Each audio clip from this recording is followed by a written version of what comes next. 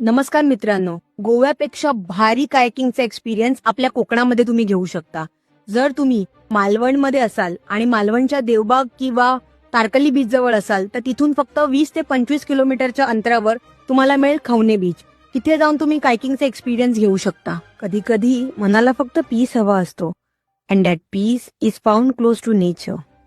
हे आहे कोकणातलं hidden gem Khavane beach. Clean water, open sky and pure Konkan vibes. इथे आलात आणि कायकिंग ट्राय नाही केलं तर एक्सपिरियन्स इनकम्प्लीटच.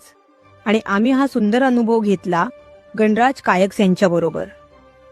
फर्स्ट टाइम पेडल हातात घेताना little nervousness, but that turns into excitement in seconds. Floating water, listening to waves, feeling the breeze, या मुमेंटमध्ये stress just fades away. Kayaking is not just an adventure, it's a feeling where you connect with nature and with yourself.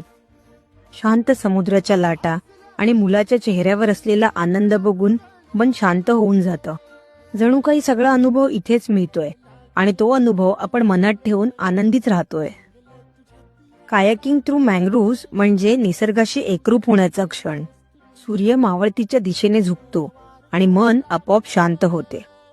Khavane बीचवरची ही संध्याकाळ फक्त पाहण्यासाठी नाही तर अनुभवण्यासाठी आहे. जर तुम्ही कोकणात येणार असाल तर खवणे बीच कायकिंग नक्की ट्राय करा, कारण काही आठवणी शब्दात नाही तर अनुभवण्यातच सुंदर असतात.